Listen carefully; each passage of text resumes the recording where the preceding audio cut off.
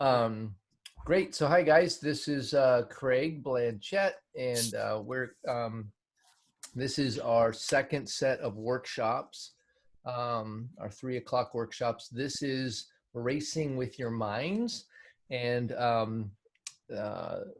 we are. I'm going to be talking with a number of you. Scott's going to be here. I'm sure Peter Park. He's joined us as a guest. He'll be able to offer something as well. But this is our second workshop on day 4 of our virtual wheelchair sports camp.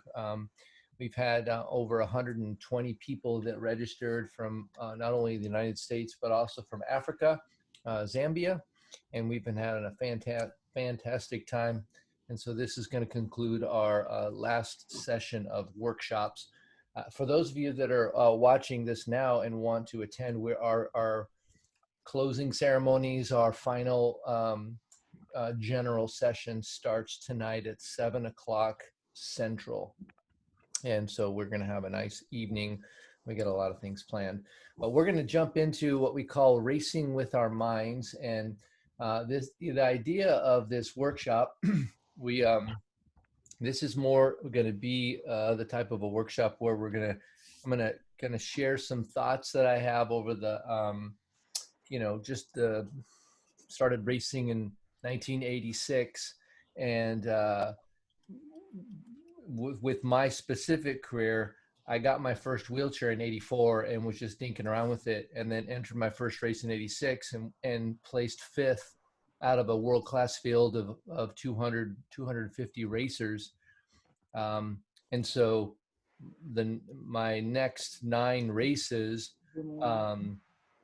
that I had, I won my next 9 races. And so I didn't have a lot of time. I was figuring, someone said yesterday, we were building the plane while we were taking off. And that's kind of what I was doing. I was just learning as much as I could from everybody that was around me. And a lot of the things that I learned, some of the lessons were the hard way. And what I mean by that, and Scott, I'm going to tell a nice story that I had with Scott Hollenbeck. And this was up into 1996 at the Olympic trials. We were in Atlanta, Georgia, and I was in about 80% shape. I wasn't in the best shape that I've been in, clearly. And I had probably one solid good race in me. And we were on the starting line.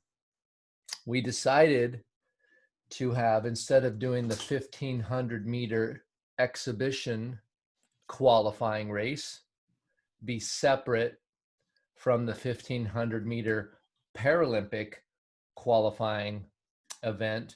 We decided to combine both of them together. And if you qualified for one, you qualified for both. And I thought that was a great idea, but it was a high gamble. And we were sitting on the start line. I was in lane 1, Scott was in lane 2. And Scott looks over at me and he says, now, don't sit on the back the whole race. Something along the lines of, be a man and share in the work, essentially. And so I took the bait and I machoed up, and I didn't have the training to back up what my mind thought I could do. And so I took off the first lap, led the first 400 meters, and I pulled out to the side, and the pack started to go by, and I started to accelerate at the back of the pack. And it was one of these, almost there, almost there, almost there, almost there, no longer in the draft. And 96 Olympic hopes vanished. And so I ended up placing 4th. They took the top 3, or 5th. They took the top 4. And that entire race was won before the race ever started. I wasn't as prepared as I should have been. And then I needed to race my race. And Scott Scott threw a psych job on me, and it was well played. I don't see. I don't even. Yeah, look at him over there. I don't even know if he knows what he did or what was really going on. But he said that, and so this is the internal game that goes on inside of racing. That if you can focus your strategy and focus your mental game, you can I don't know, you can beat people with mentally without beating them physically. And so, Scott, you have a little bit to share on that. Yeah, yeah, I did have a plan there, Craig. Sorry. Well, because we knew that, like, I knew I couldn't physically beat you in a sprint, and I knew that if I went to the front, even though I could make it really, really, really hurt, I couldn't drop you. So the only way I could beat Craig was to risk losing the race, which I was willing to do because he'd beaten me so many times. So we trained the tactic that we kind of used. We trained it like in training. We had a person on a hand bike that was Craig Blanchett, and then we would have to set these scenarios up where you'd have to let we called it a bump and go. We'd let somebody else go out, and then the person would slow down to force these like mega sprinters that were so dominant to have to really come out and work more. And then, the risk there is you might not make it yourself, but, I figured, well, it's better to try to qualify and risk not qualifying at all, as opposed to have Craig go all the way through the international trial and then show up at the final and probably win. So yeah, it was kind of a calculated thing, but but that was your whole career too. Like you knew what your strengths were. I loved it. It was brutally awesome. You knew what it was. It took for you to win, and you'd honed them to such a degree. It was like 8 years. Actually, it was 6 years because I had met you 6 years before, and you'd like pretty much crushed the world pretty consistently. So it was kind of like, okay, but you've got to learn how to like sharpen all your, it's like having a tool bag. You need to have a screwdriver. You need to have a hammer. You need to have a saw. You need to have a measuring. And all of them have to work. And then you got to know which ones you're best at. And then you got to play those cards in the race. But for me, I learned like I didn't have the sprint. I wasn't as strong. I wasn't as big. So I had to work on my ability to surge and to do things tactically in a race, which would help me get to the finish line, hopefully somewhere in the top 3. Yeah. Well, and there's another tactic too that we were talking about, and there's 2 other experiences that I had personally. Well, one of them happened to me, and the other one I used that same tactic for me. And at Gasparilla Distance Classic, it's down in Florida, Tampa, Florida. And I saw in the warm-up, I got out early and warming up, and believe it or not, that day it was 29 degrees, like at 5 or 6 in the morning. It was just cold. And I saw a guy cruising down the road, and I didn't train with a lot of other wheelchair racers, so I didn't know how fast I looked because I was in the wheelchair. But seeing another wheelchair cruising down the street, it just was like, oh boy, that guy looks fast. It was Bo Lindquist. He was fast. Yeah. And yeah. And he was graceful, and he was just like, sing, sing, sing. And I looked at him and I was like, I'm not anywhere close to being that fast. Like immediately I just said, oh no, and I mean, I would imagine if I was warming up, hopefully I would have looked similar, not that graceful, but something similar.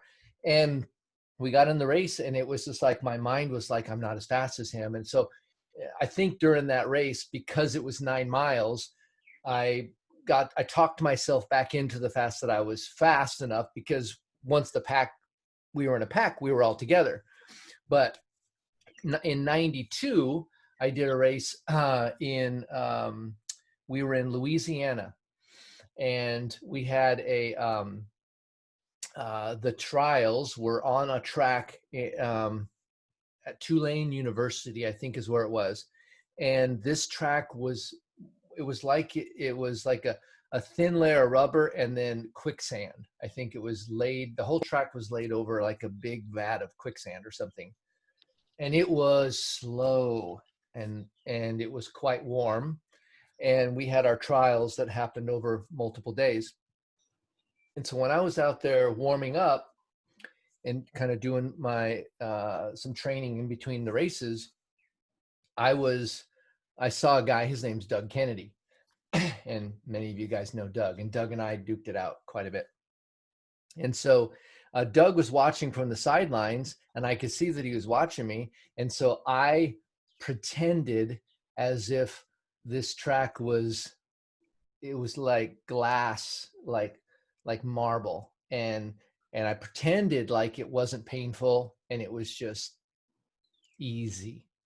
And I went by him, and I looked over, and I smiled, and I was just elbows high, wing, wing, And I later found out he actually retired after that race.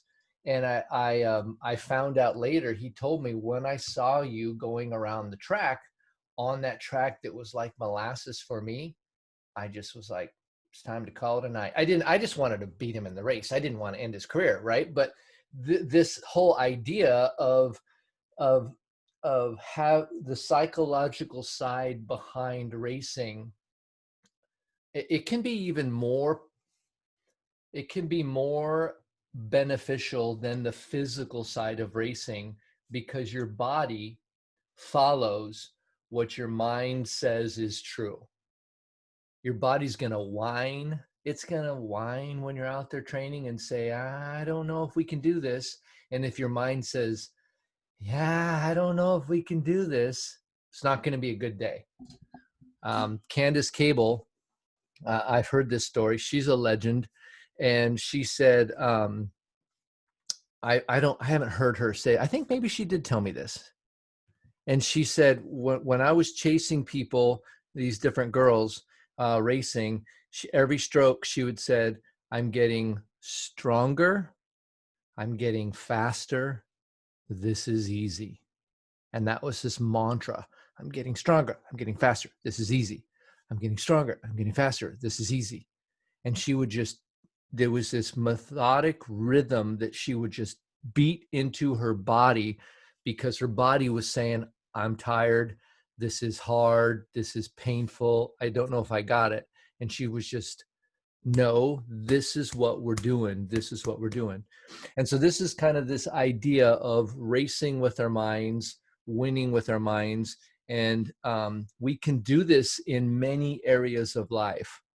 You can do this anytime the world gets, life gets hard. We can determine, so sure it's hard, sure it's painful. So, Scott. Yeah, and Jason's on too. Fantastic. On the call, yeah. So I want to hear, because Jason's got some amazing triathlon stories. Boy. Yeah, so you guys heard Jason talk yesterday about paratriathlons. And so I've never done anything like what both Scott and Jason have done. So talk about the perfect blend, and you have to have both. You have to have the physical body that can do 3 sports. The swim, is it 2.5 miles? 2 point something. 4. 2.4 miles. Okay, so open water. Way too far to go swimming. You can go that far in a boat, but so you do this swim in open water, and it's salt water, and then you get onto a bike and you go 112, 117 miles, long time, and then you top it off with a distance that most people, it's a lifetime achievement to run a marathon. So after all of that, you throw in a marathon, and so your body has to be dialed in to perfection. But if your mind says, I don't got it, all that training's for naught. So welcome, Jason. Tell us a little bit about how you prepare and the kind of the mindset. Yeah, interesting. First, I appreciate the conversation so far. It's really interesting. There's so many components to this that I kind of put it into two categories. I put it in sort of race day performance and how you get good at that, and then also just the mindset of how you get yourself to prepare for these races and really bring the best out in yourself. I mean, there's a lot of guys that are naturally talented that can do amazing things in race chairs and hand bikes and or whatever sport that is. And but not having the mindset, it never sort of comes together. So it's just, I feel like it's the essential piece of everything that puts it all together. For me, triathlon, I always say this to people, I've never been the fastest guy, I've never been the most naturally talented guy, but I've just always gotten the best from myself, which happens to be, okay to do these long distance races and be competitive and so the things that I feel that have really served me is literally just the preparation. And so specifically creating habits that, Craig, you talk about all the time about, like, what are your habits? What are the things that you're eating? What's the information you're consuming on a daily basis? What news outlets are you getting information? Are you watching Fox News, or are you watching podcasts and YouTube videos around growth and how to be a better athlete or how to get stronger?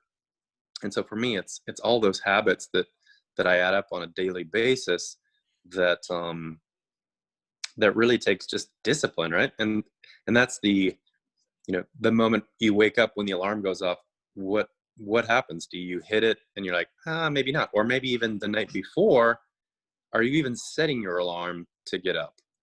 And so it's these habits that you develop, and I think when you add up all those things and all those habits you do, and normally it's the most mundane things. It's working out every day when you don't want to. It's creating habits around all these things, and all these mundane things that you think are so minuscule. Every choice matters.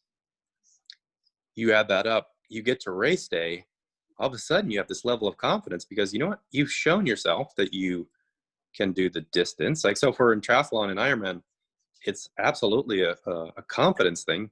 We know that no matter who you are, no matter how superhuman you are, an Ironman takes on average, maybe, 11 hours to complete. You know that after 5 or 6, or maybe even 2 or 3, or maybe even an hour, you're going to start to feel it.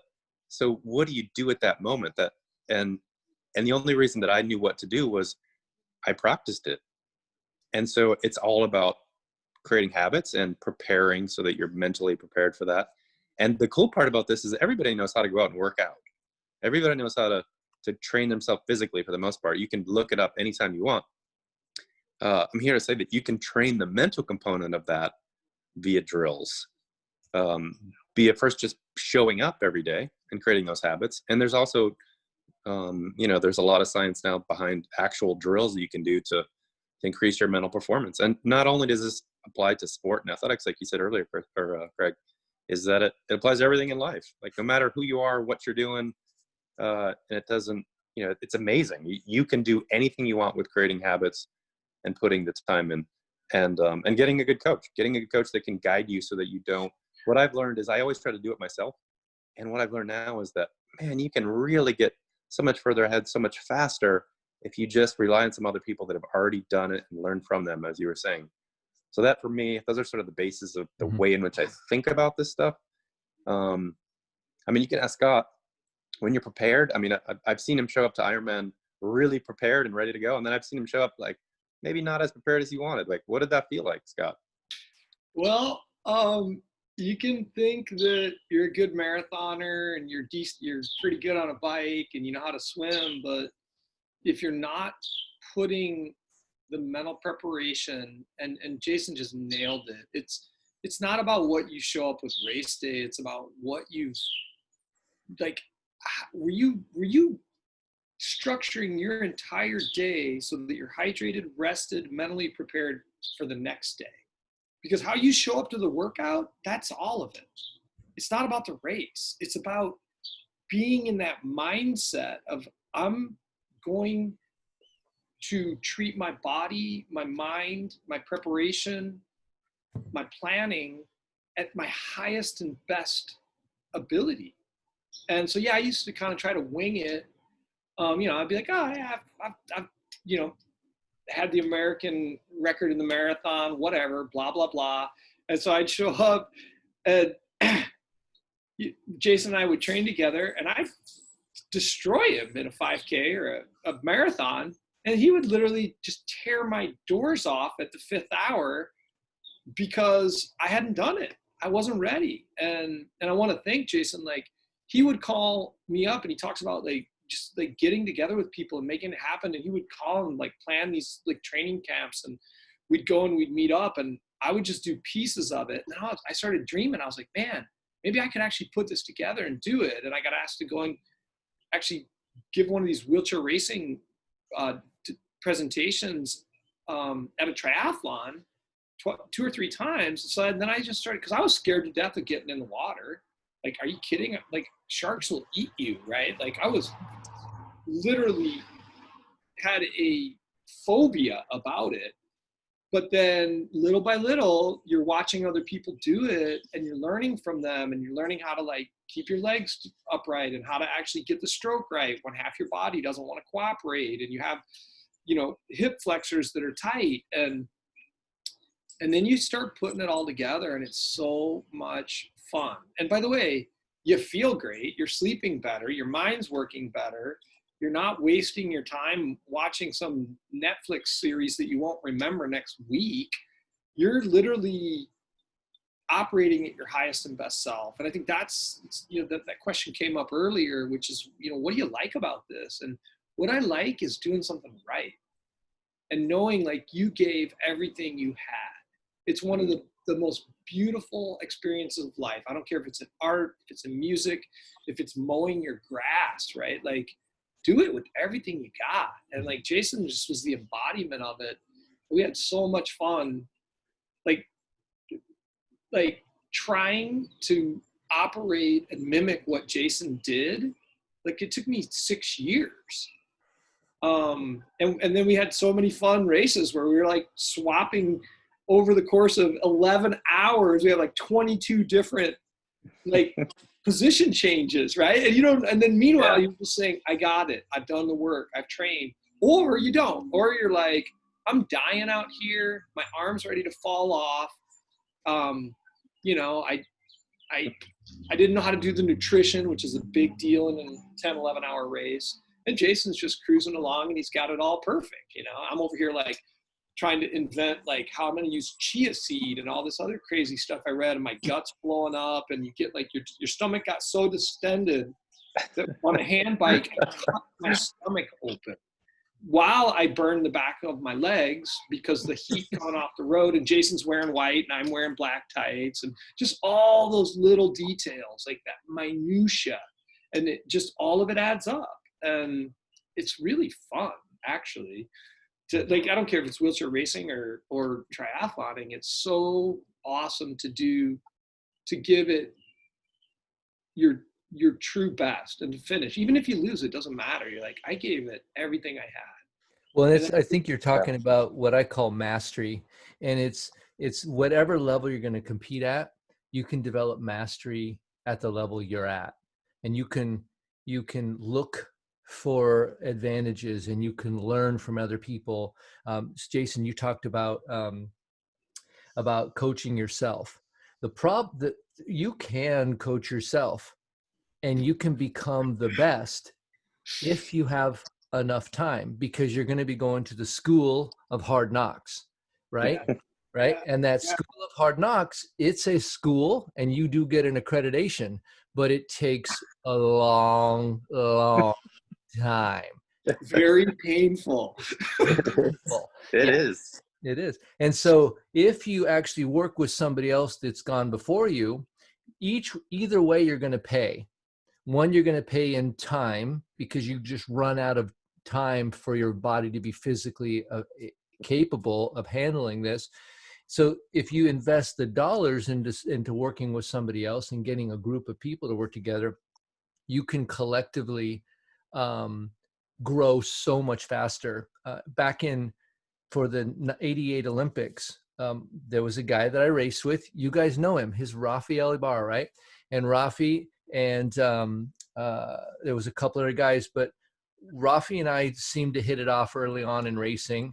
And whenever we would go to a race, we would split the cost of the room. And so we would room together. And Rafi and I don't know, we hit it off early on. Scott and I never did, by the way, just to let you know. We fell in love later, Craig. We did. It was like a later. Same with many of you. With Sherry, same, many of you. But so Rafi and I hit it up, and then one year, I don't know how it all happened. It's a long time ago, 87, 88. And he said, hey, I wondered if I could move out to Oregon and train with you and Kevin Hansen, and we could, train for the Olympics. So he drove out, moved in with me, and we trained every day for 6 months together. And someone like Jason, who's here with us, who's the two-time Ironman world champion, right? There's not a lot of people who are a one-time Ironman world champion. We gotta. So what we ended up doing is he would regularly beat me in workouts, just like Scott, you were saying, you would be faster than those guys in the workouts, and then you got to the race day and something was different. They had another gear, right? And with Rafi and I, we were just learning at an accelerated pace, and so it was not only that we had a training partner, we also had a coach, phenomenal, incredible coach. Kevin Hansen it's like Kevin Hansen and our group, we represented the West Coast, and Marty Morse and his group, they represented the East Coast. And I'm so thankful. I wasn't thankful back then, but I am so thankful today that I had you guys, because holy cow, we developed things we never would have, because we wouldn't have had to. And the neat thing about that is that when you're in a workout situation, and the idea is you're trying to get faster than everybody else. Because every year you finish off the racing season, then you train during the winter, and then you come back in and everybody's faster the next year. So how can you get faster? That was the key. And when you had someone to train with, there was some of those workouts that you would have just gave up on, except Rafi was there and grinding your face into it. And you're like, no, you're not today. And so you would force yourself to go a little faster. And so that's that idea of not only having a coach to work with, but then having a training partner that you could push each other. And that year, it was fantastic. I mean, now I know why you guys were so good out in Illinois. You had that all the time. Like, it was fantastic. Jason, or Scott, go ahead. Oh no, like it's essential, and you're being pushed by what your competitors are doing the work, and so that's driving you. But then also just that little bit more that somebody can get out of you when they're having a good day and you're having a rough day, it's great. And the same thing with the feedback from the coach, right? And then they're going to also watch and make sure that you're not overtraining, which can happen as well. And you figure that out the hard way, or you don't have to go to the school of hard knocks, and you're paying attention to your body and your heart rate and just how you're showing up, and you make those slight adjustments when you need to. Yeah, I think it's like Jason and I, the last 10 years, like we still do training camps just for fun, right? Like what Craig and I have done too. Let's get together. Like somebody was asking, are you going to compete again? No, like I want to get ready and do stuff with my buddies, but like I'm going to show up ready, Yeah. Cause I don't, but nobody wants to be dropped at any age. Yeah. And it's easy also to get into a rhythm of you're kind of doing the same stuff. And that's where it's so important to just always be striving to raise your bar. And obviously our bodies get older, and so some of that's going to shift a little bit, but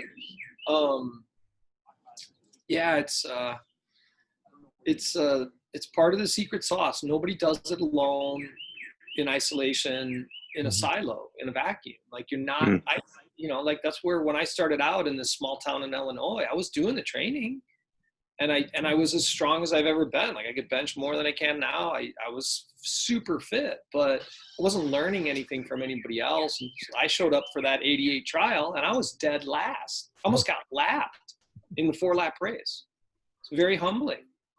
But then you just realize, like, I've got 4 more years. Like, I've got a minute. I got to knock a minute off of a 4-minute race. Are you kidding me? Like, that's it.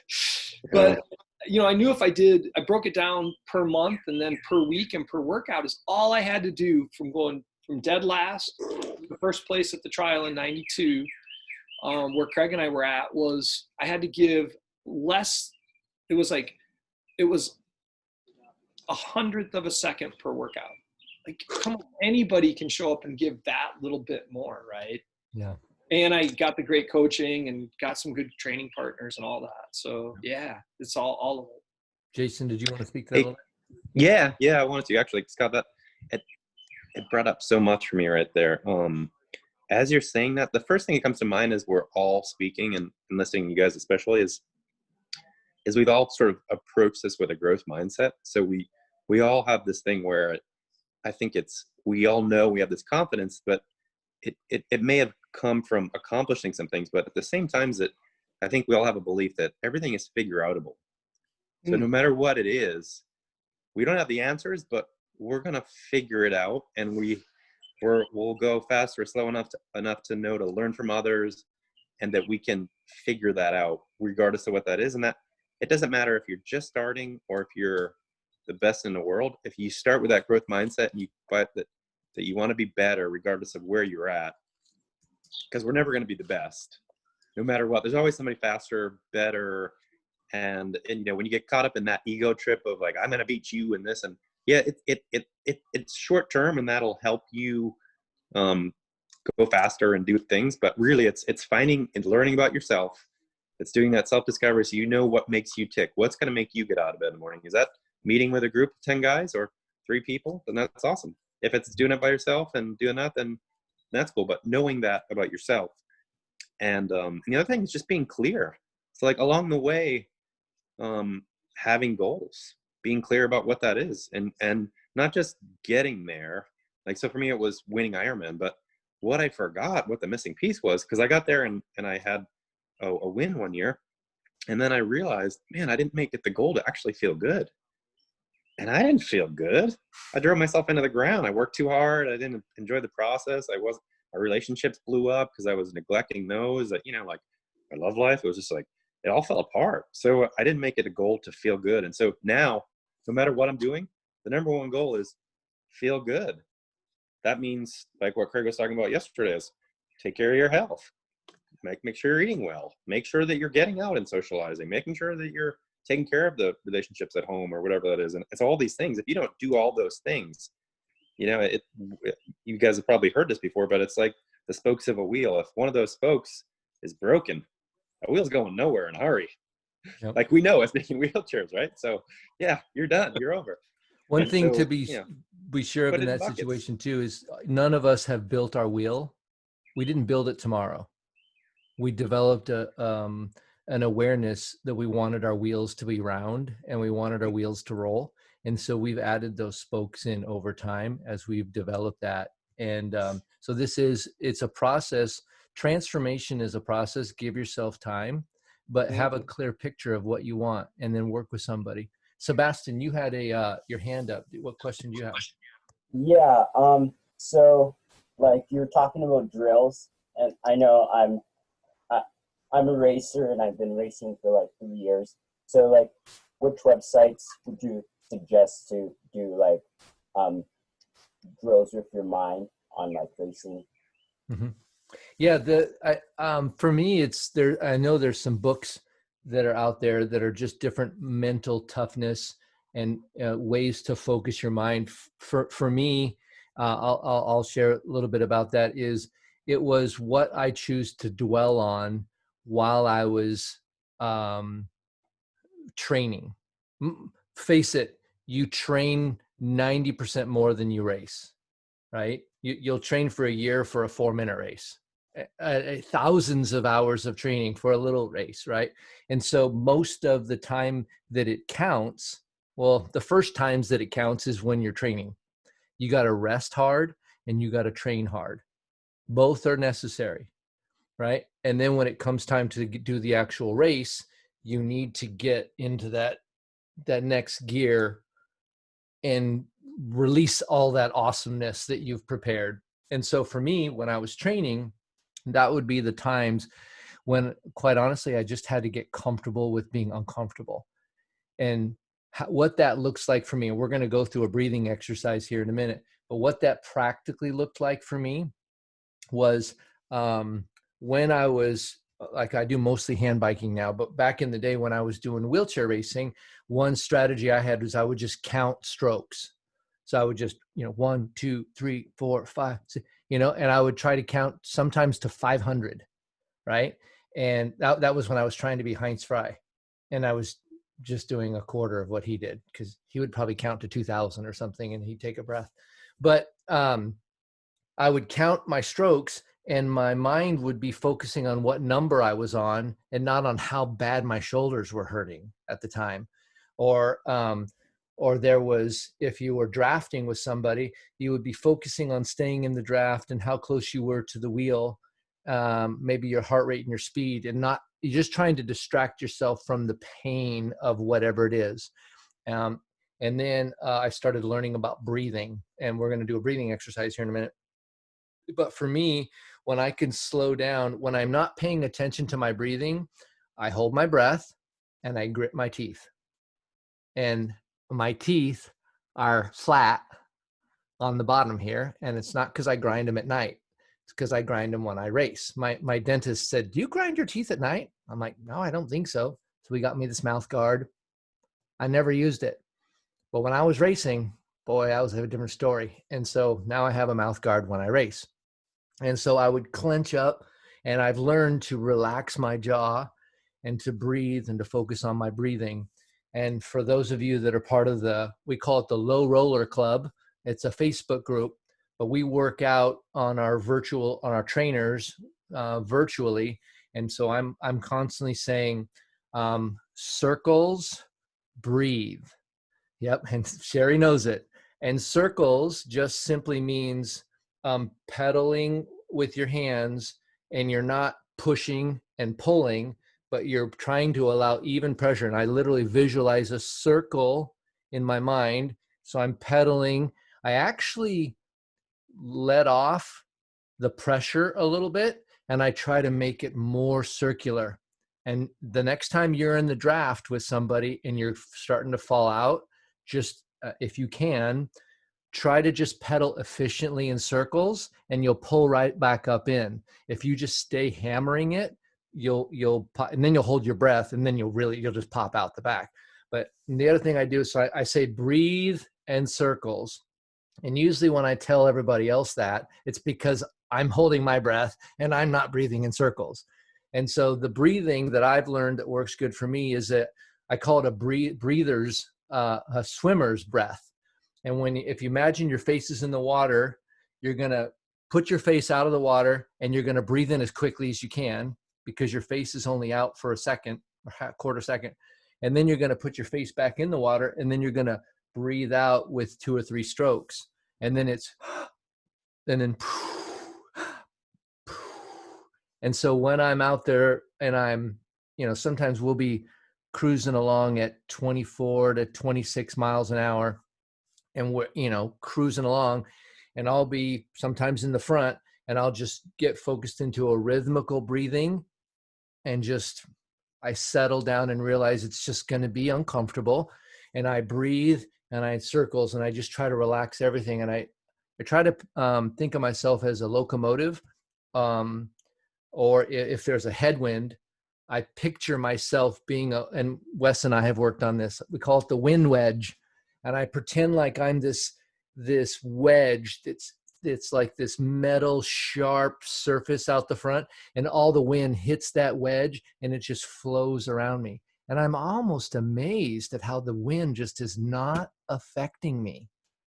And of course it is, but in my mind, I'm like, I can't believe how I'm just slicing through this headwind today. Like, it's almost not even I can't even feel it. Remember us working on that a little bit, Wes? Yeah, I tried to do this mind over matter stuff, and for 3 or 4 years I was getting paid PBA racing. I could, if I got to the 3rd or 4th level of qualification, I'd get a paycheck. But then it was after that, it was emerging, and then talent pool, and then national team or something. But that 4th level, that emerging, they'd give us a paycheck. And so for 4 years, I was getting money by trying to do these time trials, 15K or something down in St. Petersburg, wherever. And man, that the mental game was huge down there, because it's always a 15-mile-an-hour headwind to 20, and it's always 100 degrees all summer during the series. So it might say 90, but in the humidity of here. So immediately at the start, my heart was up at 145, but mine went up to 205 at the time. And so I'm like, oh, you're just starting off at 150. And I'm like, my optimal zone is right there between maybe 150 and 175 or so it's going to be up at 195 the whole time. And I'm going to try to mentally say, I need to get through this 15 to 18 mile an hour wind, and it's hot, and it's an old crappy road. And so my mental game was just blown out of the water most of the time. And so I was trying to do this mental game, but you're like, okay, I'm hot. My heart rate's already up there because of the anxiousness of the start. Plus it's so hot. Plus you have these 15 to 18 mile an hour winds. And they shift because it's an L-shaped island where this 15K was. And so sometimes the wind would shift and you get headwind going out, and then a headwind half the way going back. But occasionally then you get a tailwind, and you're just like, I am Superman. You're going 26 or whatever. And you're like, oh, this is awesome. But trying to picture myself cutting into 15 to 18 mile an hour winds was good for me, because I was like, Craig just told me to ride on top of the bumps of the road and underneath the wind, and then I'm going to cut the wind this time. And I was just like, this is going to rock, and breathe. When I'm going into the wind and it's 100, I'm going to focus on the circles, loosen my grip. I'm going to just, yep, exactly. And just, you know what? It's a suck fest. It's just going to suck the whole time, and just embrace the suck. I call it embracing the suck. Maybe that's one of the terms I heard from you guys, but you embrace the suck, and it's not over until you get across that finish line. Yeah, perfect stuff. So those are just some different ideas when you're out there and when it's uncomfortable. The pain that you're experiencing is purposeful, right? We don't want to push our bodies into what we call destructive pain, but we do want to be uncomfortable. Absolutely. And the main way that I see the difference in those two things is destructive pain is when it's feels like a sharp, like knife, or you can feel like it's just, you have to learn the difference between discomfort and destructive. And you never want to push into destructive pain. There's just no benefit from it. But discomfort is necessary if you want to excel and move forward. So I'm going to walk you guys through just a simple breathing exercise. I call this 4x4 box breathing. And the idea here is for your body to process stress chemicals. And the visual, who here has knows what a Instant Pot is, a little pressure cooker? Have you guys seen one of those or heard about those? Yeah.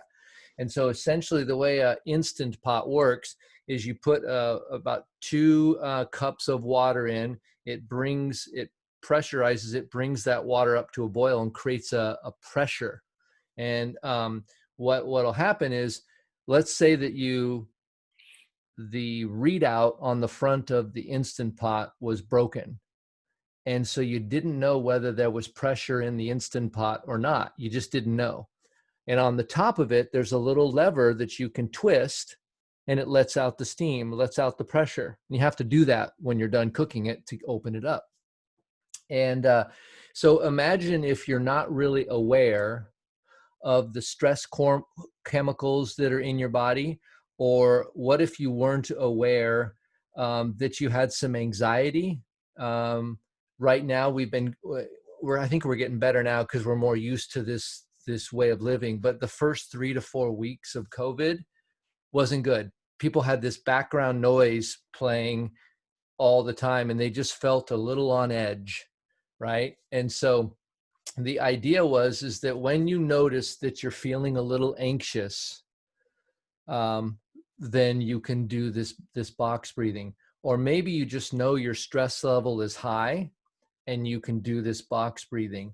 And so the way the box breathing, what it does is it's like you walk over to that Instant Pot and you just twist that knob.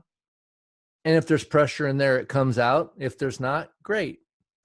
And so 2 or 3 times a day, you just flip that switch, and this breathing allows you to flip that switch. And so you can do this. I remember Jason, before I go through this, maybe Jason, you can talk a little bit about, I just got to work with Jason for probably 8 weeks prior to Kona this year.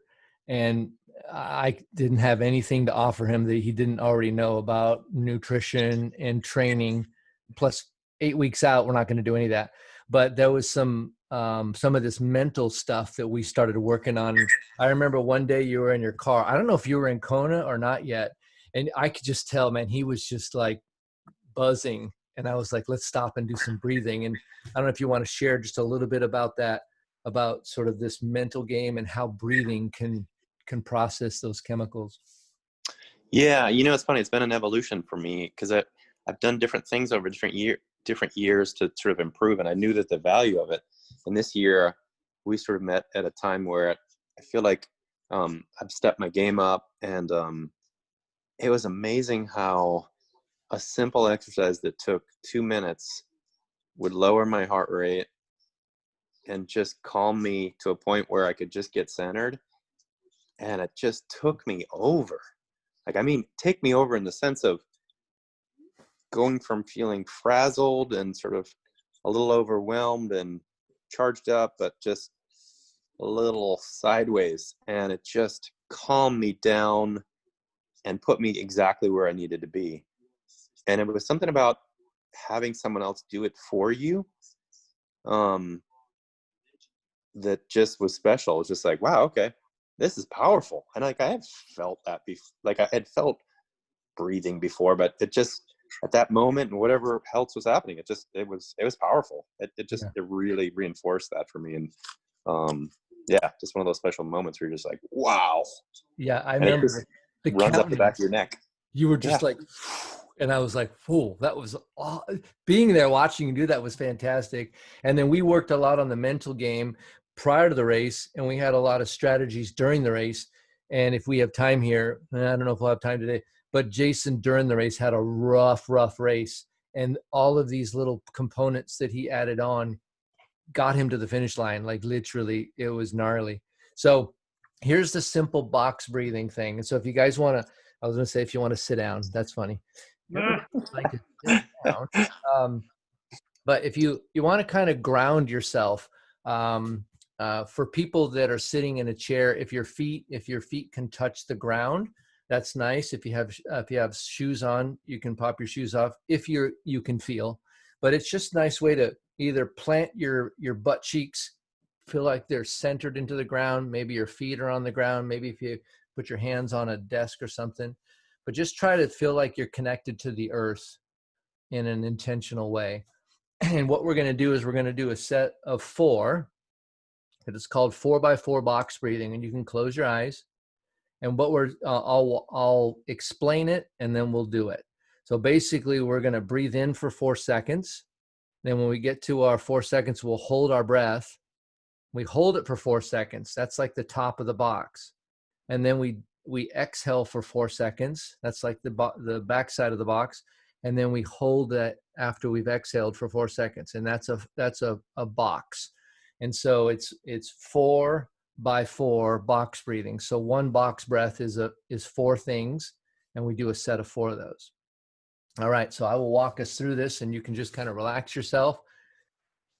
And so center yourself and kind of get yourself ready. We're going to breathe in,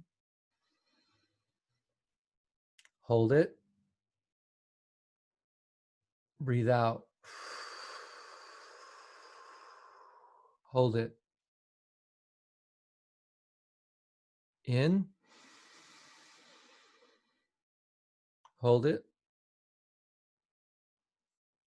out, hold it, in, hold it, out, hold it. Last one, in, hold it, out, hold it. Okay. So that may feel awkward. Oh, I'm just so relaxed right now. It's really nice, right? You're just like, hey, everything's groovy. But I do this a number of times when I feel anxious, and I have trained my body enough by doing this that when I feel stress, I'll take a deep breath in and a deep breath out. And when I'm with my wife, she always looks over at me and she says, what are you so stressed out about? Because I'll just go, and she'll go, why are you so stressed out? And I'm like, I'm not stressed out. I'm preventing myself from getting stressed out. But the trigger is, that is connected to something to do with stress. And so it's a good idea. What that does is it exchanges some chemistry in your brain. There's some cortisol, some different hormones that process out, and it moves your focus of your mind on from your limbic system, which is kind of your reaction, fight, flight, freeze, this kind of primal basic brain, and it moves your consciousness up to your prefrontal cortex, which is more of your rational thinking, in control, at charge part of your brain. And it takes a little bit of time. That doesn't take very long. For my clients that are going through a stressful thing, I tell them every morning when you go to the bathroom, it's called habit bundling. When you're going to the bathroom, stop and breathe, right? Because you're gonna go to the bathroom every day, so you can't say I don't have time to do that, because everybody goes to the bathroom in the morning, right? And then at lunchtime, and then sometime in the evening. So if you are going through a stressful situation, your prescription would be 3 4x4 box breaths per day, and do that for 7 days and see how your body, you'll probably notice that, man, I'm just kind of feeling, I don't know. I'm still going through the same stuff, but I'm doing okay. It's just a weird. Did they make you take the coronavirus test in the parking lot too, or just your vital? So, did you have anything to add on that? Oh, Wesley has something. Go ahead, Wes. I have a question. That would have really helped when I was trying to make those payments for a number of years. Like 3 out of the 5, I made the payments, but the other 2 I didn't, because sometimes you just can't overcome the circumstances, your anxiety, or bring your heart down, or just have the performance that day. And then the whole next year, you're like, I got to go back to the drawing board, because the next year the standards get higher and you have to make a higher speed. Like, so good thing I retired now, because it might be like, the 15K, it might be right now, it might be 20. They only go down to the 3rd level, and it might be 21.5 miles an hour for 15K you have to do to make, that certain level of sponsorship. And I wish I would have known something like this. It might have helped my heart rate come down under enough to where then you could bring it up to performance level, instead of just going immediately up to performance level, but you're not up to speed. And then it's like, yep. Well, this would have been really helpful, because I have a problem with that, with my anxiety level, and my heart rate goes right up to red line, and And when I'm doing intervals with you, it And then he looks at his, helps when you say breathe, smile, because I'm not smiling, I'm gritting my teeth. Smile, breathe, do circles. So I like this 4-4 one. I'm going to test it out with like my pulse oh yeah. when I'm anxious, and then try to bring down my, like Jason was saying, try to bring down my heart rate a couple notches, see if I can bring down my heart rate a little bit. Well, if you've got a Hey. Garmin device or something that does heart rate variability, you can actually measure the amount of stress by heart rate variability after you've done that. It's like literally noticeable. Jason, I know you have more to offer. Yeah, I just wanted to add something to Wes.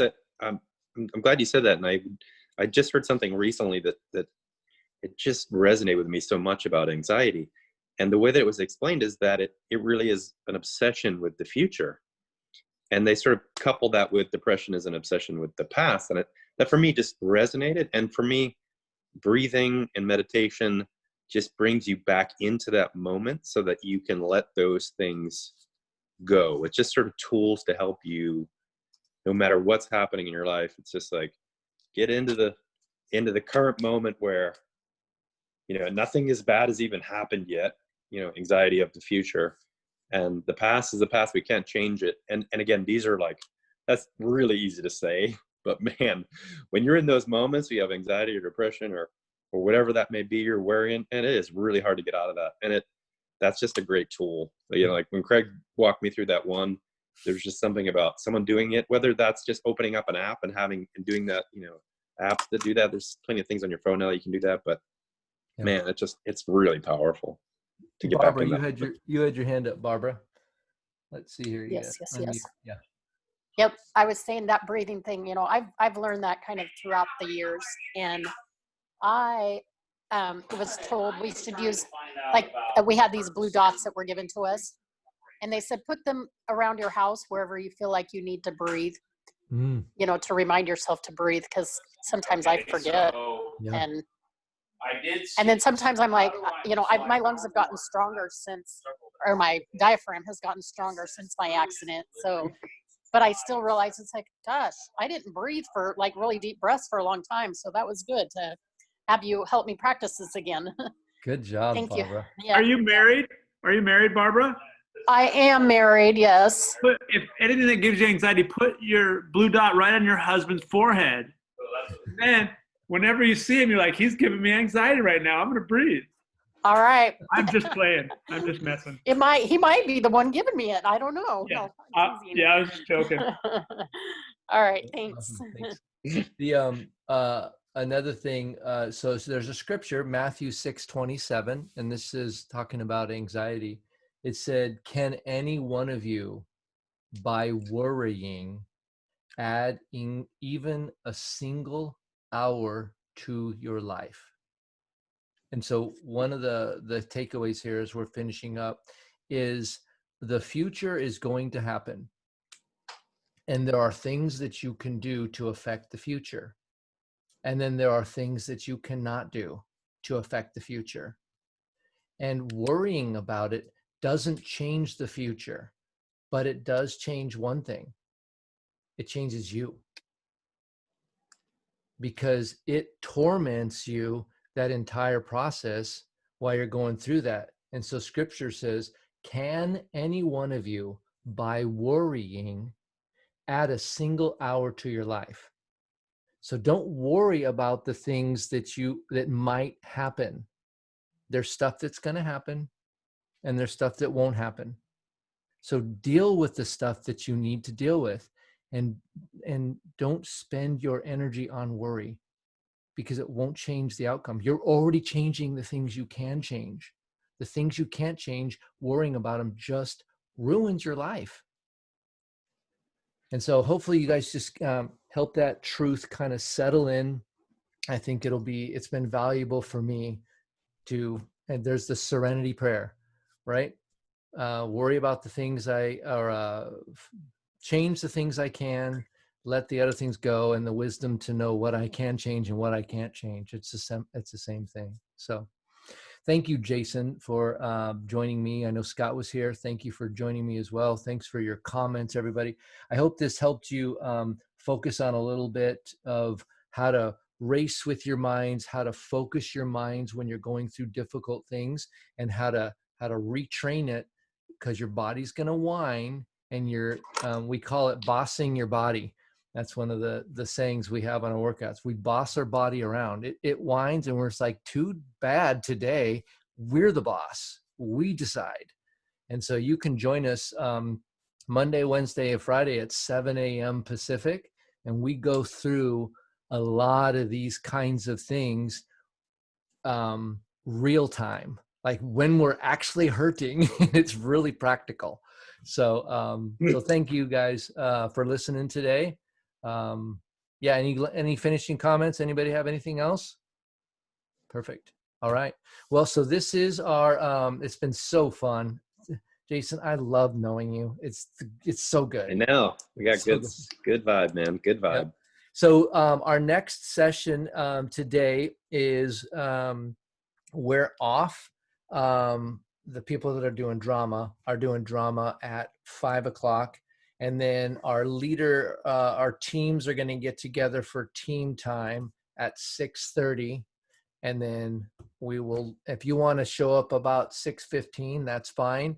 And then we're going to launch into our closing ceremonies happen at 7 p.m. tonight. So it's been good hanging out with you guys today. Have a little bit of time away from the screens, get outside, breathe a little, and we'll see you guys in a little bit. Thank you, everyone. See you later, guys. Bye-bye.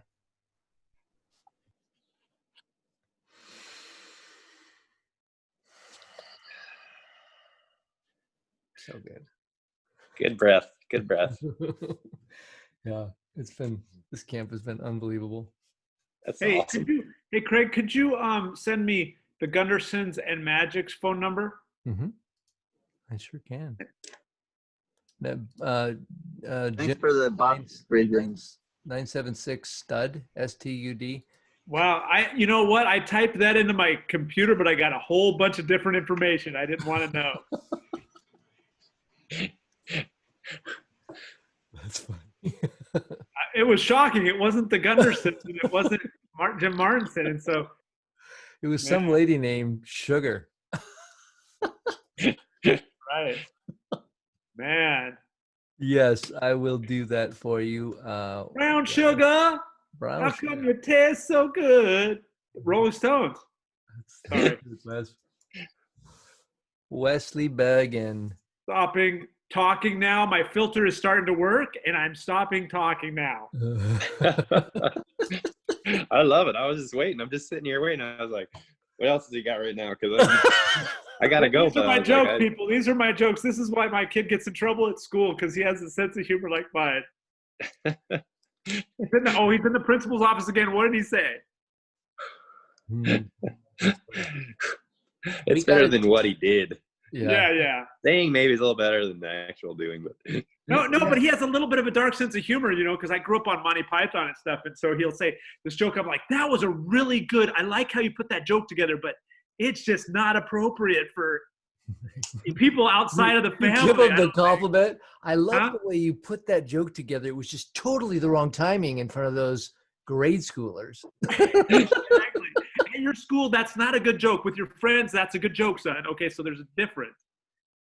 Just because your dad laughs at it doesn't mean it works at school. Wow, that's awesome. It's so funny. So how old is he? I have a 16 and a 20. Okay, awesome. I'm thinking, Jason, we can do something for sports camp. We're thinking we put this wheelchair virtual camp together. We were 3 months ago. We run normal camp every year, and we got that. We have 33 years of experience with that thing. And but it was like, well, we're not going to be able to have camp. It wouldn't be prudent or wise with our population to have a camp. So we decided, well, let's have camp, and we got to figure out how. And so we're like, well, let's go virtual. And they're like, they all looked at me, the dogs, and they go, like, kind of one of those things.